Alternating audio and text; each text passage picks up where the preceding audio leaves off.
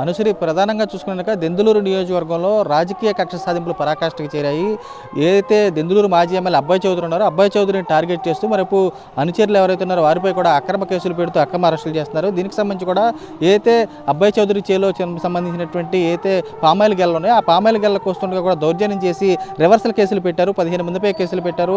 A15గా ఉన్నటువంటి చాటపరుకు సంబంధించినటువంటి సర్పంచ్ ఎవరైతే ఉన్నారో రఘుకు సంబంధించినటువంటి నిన్న ఉదయం అరెస్ట్ చేసినటువంటి పోలీసులు పోలీస్ స్టేషన్ చెప్తున్నారు. ప్రస్తుతం మనం ఉన్నటువంటి ఏరియా కూడా పెదపాడు పోలీస్ స్టేషన్ దగ్గర ఉన్నాం. కుటుంబ సభ్యులు కూడా ఆందోళన వ్యక్తం చేస్తూ ఉన్నారు. వీరితో మాట్లాడదాం. అమ్మ చెప్పండి, అసలు ఎలా ఉంది అన్నట్టు మీ పరిస్థితి?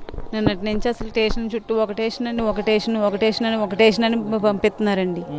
ఫస్ట్ ఏమో ఇక్కడ నుంచి పెదవేగ అన్నారండి. పెదవేగ అని చెప్పి అక్కడి నుంచి తీసుకెళ్ళండి మనిషి దాకా తిప్పి మళ్ళీ నేను కలెక్టర్ ఆఫీస్ జడ్జి దగ్గరికి అని చెప్పి అక్కడ ఒక గంట ఉంచి మళ్ళీ తర్వాత ఏమో రోలర్ స్టేషన్కి పరిగెట్టించారండి. అక్కడ 12 దాకా ఉంచారండి. 12 ఉంచి మళ్ళీ అక్కడ కేసు ఫైల్ అయింది. పెదవేగ అని చెప్పి ఇప్పుడు పెద్దపాటలో పెట్టారండి. రాత్రి నుంచి ఆయన ఇక్కడే ఉంచారండి. ఇక్కడే ఉంచి మళ్ళీ మేము ఎటైనా తప్పుకుంటే ఎక్కడేం చేస్తారా మనిషిని అని చెప్పి రాత్రి నుంచి ఇక్కడే పడిగాపులు కనీసం మంచినీళ్ళు తిండి కూడా లేకుండా అందరం ఇక్కడే పడిగాపులు కాసుకుని కూర్చున్నామండి. నిన్న పగల నుంచి అందరు ఇక్కడేనండి. ఇప్పుడు దాకా కూడా ఇక్కడే మరి కష్ట సాధింపులు కాదని చాటపల్లి సర్పంచ్ అని టార్గెట్ పెట్టి మరీ ఇలా కష్ట సాధిస్తున్నారు. తప్పుడు కేసులు పెట్టి ఎలాగుంది సార్ అంటే అసలు మామూలుగా లేదు. నిన్న 11 గంటల కాడి నుంచి ఒకటే తిప్పటం. 11 గంటలకు ఇక్కడ సంతకం పెడతాకు వచ్చాడు. ఆ సంతకం పెడతాను అక్కడ కారణం ఏంటంటే అది అన్యాయమైన కేసులు పెట్టి ఆ కేసుల్లో ఇరికిచ్చి బెయిల్ పెట్టుకున్నాక ఆ బెయిల్ రానియకుండా చేయటానికి, ఈ సంతకం పెట్టకుండా ఉండటానికి ఆయన మొన్న వచ్చి పోలీసులు రఘు ఎక్కడికి వెళ్ళాడు ఏం చేస్తున్నాడు అని చెప్పేసి అడిగి బెదిరించి ఇవన్నీ చేశాక మేము ఏం జరుగుతుందో వెళ్ళి ముందర సంతకం పెట్టడం సంతకానికి పంపించాం.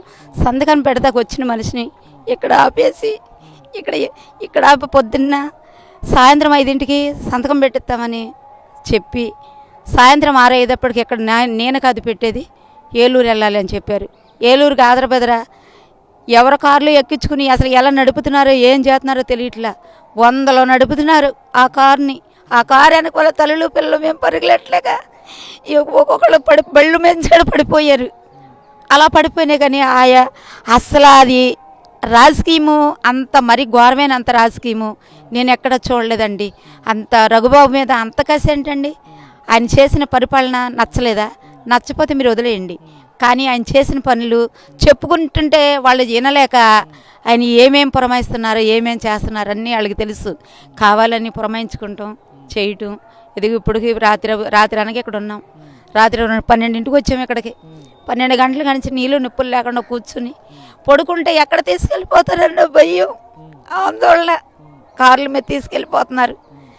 ఎక్కడ తీసుకెళ్ళిపోతారో తెలియని పరిస్థితుల్లో మేమందరం ఆవురావురం అనుకుంటా పిల్ల జల్లాతో ఉండి ఇక్కడ కాపులాలు కాసుకున్నాం. ఇప్పుడు మరి ఏం చెప్తారో ఏంటనేది మాకైతే తెలియదులా.